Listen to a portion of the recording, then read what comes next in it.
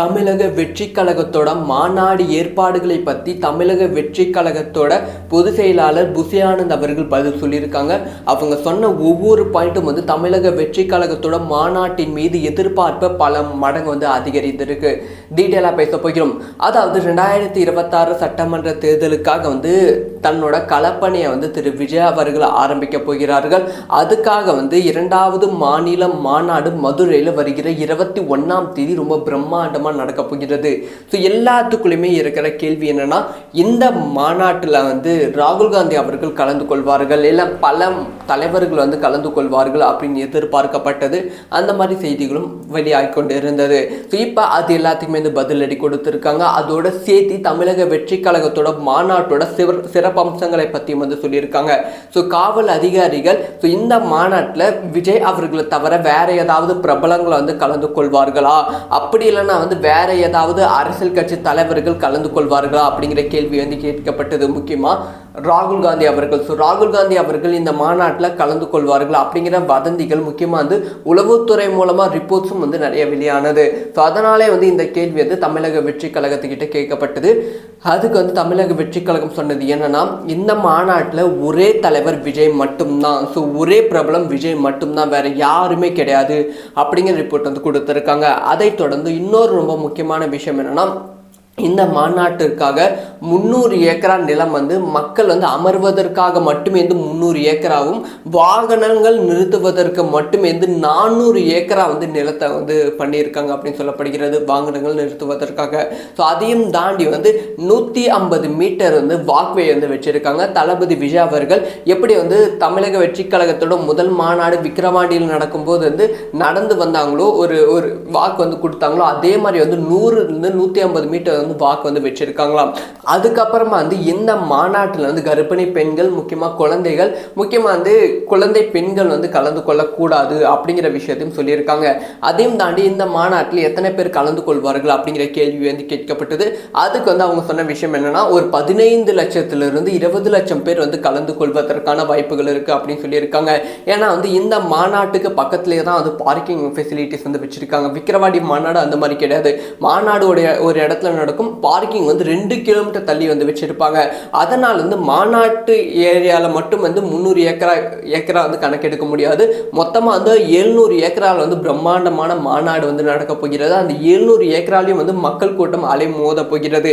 அதையும் தாண்டி ரோடு, அதுக்கப்புறமா சைடில் இருக்க இடம் எல்லாத்தையுமே மக்கள் கூட்டம் அலை மோத போகிறது. கிட்டத்தட்ட 1000 ஏக்கரால பிரம்மாண்டமான மாநாடு தமிழக வெற்றி கழகத்தின் மாநாடு வருகிற 21ஆம் தேதி நடக்க போகிறது. அதுக்கப்புறமா விக்கிரவாண்டி மாநாட்டில் நடந்த தவறு இதில் நடக்கக்கூடாது அப்படிங்கிற விஷயத்தில் ரொம்ப கவனமாக இருக்காங்க. அதாவது விக்கிரவாண்டி மாநாட்டில் என்ன நடந்துச்சுன்னா, நிறைய கூட்டம் கேதர் ஆனதால் டவர் சிக்னல் கம்ப்ளீட்டாக கட் ஆகிடுச்சு. ஒரு இடத்துல இருந்து இன்னொரு இடத்துக்கு கால் பண்ண முடியல, முக்கியமாக வீட்டுக்கு கால் பண்ண முடியல. இதனால் வீட்டில் இருக்கவங்க பல பேர் பயந்துட்டாங்க. அதுக்காக விக்கிரவாண்டி மாநாட்டில் ஒரு தவறும் அமைச்சாங்க. ஆனால் அந்த தவறால் இதை கட்டுப்படுத்த முடியவில்லை. இப்போ மதுரை மாநாட்டில் 4 டவர் அமைக்க போகிறார்களா, ஒரு டெம்பரரியாக 4 டவர்கள் அமைக்க போகிறார்களாம். அதனால ஃபோன் ஃபெசிலிட்டிஸ் ப்ராப்பராக இருக்கும், தண்ணீர் ஃபெசிலிட்டிஸும் ப்ராப்பராக இருக்கும் அப்படின்னு சொல்லப்படுகிறது.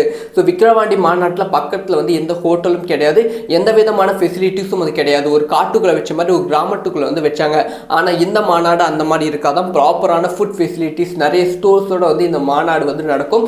மக்கள் ப்ராப்ளமே இல்லாமல் வந்துட்டு போகணும் அப்படிங்கிற விஷயத்தில் தமிழக வெற்றி கழகம் ரொம்ப தெளிவாக இருக்கு. அதனால இந்த மாநாடு ஒரு திருவிழா மாதிரி கொண்டாட போகிறார்கள். செமையா என்ஜாய் பண்ண போறாங்க. இந்த ஒரு விஷயத்தை பத்தி உங்களோட ஒப்பீனியனை கமெண்ட்ல லீவ் பண்ணுங்க. தமிழக வெற்றி கழகத்தோட மாநாடு ஏற்பாடுகளை பத்தி தமிழக வெற்றி கழகத்தோட பொதுச் செயலாளர் புசி ஆனந்த் அவர்கள் பதில் சொல்லியிருக்காங்க. அவங்க சொன்ன ஒவ்வொரு பாயிண்ட்டும் தமிழக வெற்றி கழகத்தோட மாநாட்டின் மீது எதிர்பார்ப்பை பல மடங்கு அதிகரித்திருக்கு. டீட்டெயிலாக பேச போகிறோம். அதாவது 2026 சட்டமன்ற தேர்தலுக்காக தன்னோட களப்பணியை திரு விஜய் அவர்கள் ஆரம்பிக்க போகிறார்கள். அதுக்காக இரண்டாவது மாநில மாநாடு மதுரையில் வருகிற 21ஆம் தேதி ரொம்ப பிரம்மாண்டமாக நடக்க போகிறது. எல்லாத்துக்குள்ளுமே இருக்கிற கேள்வி என்னன்னா, இந்த மாநாட்டில் ராகுல் காந்தி அவர்கள் கலந்து கொள்வார்கள், இல்லை பல தலைவர்கள் கலந்து கொள்வார்கள் அப்படின்னு எதிர்பார்க்கப்பட்டது. அந்த மாதிரி செய்திகளும் வெளியாகி கொண்டு இருந்தது. இப்போ அது எல்லாத்துக்குமே வந்து பதிலடி கொடுத்திருக்காங்க. அதோட சேர்த்து தமிழக வெற்றி கழகத்தோட மாநாட்டோட சிறப்பம்சங்களை பற்றியும் வந்து சொல்லியிருக்காங்க. ஸோ காவல் அதிகாரிகள் இந்த மாநாட்டில் விஜய் அவர்களை தவிர வேற ஏதாவது பிரபலங்களை வந்து கலந்து கொள்வார்களா, அப்படி இல்லைன்னா வந்து வேற ஏதாவது அரசியல் கட்சி தலைவர்கள் கலந்து கொள்வார்களா அப்படிங்கிற கேள்வி வந்து கேட்கப்பட்டது. முக்கியமாக ராகுல் காந்தி அவர்கள். ஸோ ராகுல் காந்தி அவர்கள் இந்த மாநாட்டில் கலந்து கொள்வார்கள் அப்படிங்கிற வதந்திகள் முக்கியமாக வந்து உளவுத்துறை மூலமாக ரிப்போர்ட்ஸும் வந்து நிறைய வெளியானது. ஸோ அதனாலே வந்து இந்த கேள்வி வந்து தமிழக வெற்றி கழகத்துக்கிட்ட கேட்கப்பட்டது. அதுக்கு வந்து தமிழக வெற்றி கழகம் சொன்னது என்னன்னா, இந்த மாநாட்டில் ஒரே தலைவர் விஜய் மட்டும்தான், ஸோ ஒரே பிரபலம் விஜய் மட்டும்தான், வேற யாருமே கிடையாது அப்படிங்கிற ரிப்போர்ட் வந்து கொடுத்துருக்காங்க. அதை தொடர்ந்து இன்னொரு ரொம்ப முக்கியமான விஷயம் என்னன்னா, இந்த மாநாட்டிற்காக 300 ஏக்கரா நிலம் வந்து மக்கள் வந்து அமர்வதற்காக மட்டுமே 300 ஏக்கராவும், வாகனங்கள் நிறுத்துவதற்கு மட்டுமே 400 ஏக்கரா வந்து நிலத்தை வந்து பண்ணியிருக்காங்க அப்படின்னு சொல்லப்படுகிறது, வாகனங்கள் நிறுத்துவதற்காக. ஸோ அதையும் தாண்டி வந்து 150 மீட்டர் வந்து வாக்வே வந்து வச்சிருக்காங்க. தளபதி விஜய் அவர்கள் எப்படி வந்து தமிழக வெற்றி கழகத்தோட முதல் மாநாடு விக்கிரவாண்டியில் நடக்கும்போது வந்து நடந்து வந்தாங்களோ, ஒரு வாக்கு வந்து கொடுத்தாங்களோ, அதே மாதிரி வந்து 100 150 மீட்டர் வந்து வாக்கு வந்து வச்சிருக்காங்களாம். அதுக்கப்புறமா வந்து இந்த மாநாட்டில் வந்து கர்ப்பிணி பெண்கள், முக்கியமாக குழந்தைகள், முக்கியமாக வந்து குழந்தை பெண்கள் வந்து கலந்து கொள்ளக்கூடாது அப்படிங்கிற விஷயத்தையும் சொல்லியிருக்காங்க. அதையும் தாண்டி இந்த மாநாட்டில் எத்தனை பேர் கலந்து கொள்வார்கள் அப்படிங்கிற கேள்வி வந்து கேட்கப்பட்டது. அதுக்கு வந்து அவங்க சொன்ன விஷயம் என்னன்னா, ஒரு 15 லட்சத்திலிருந்து 20 லட்சம் பேர் வந்து கலந்து கொள்வதற்கான வாய்ப்புகள் இருக்கு அப்படின்னு சொல்லியிருக்காங்க. ஏன்னா வந்து இந்த மாநாட்டுக்கு பக்கத்திலே தான் வந்து பார்க்கிங் ஃபெசிலிட்டிஸ் வந்து வச்சிருக்காங்க. விக்கிரவாண்டி மாநாடு அந்த மாதிரி கிடையாது.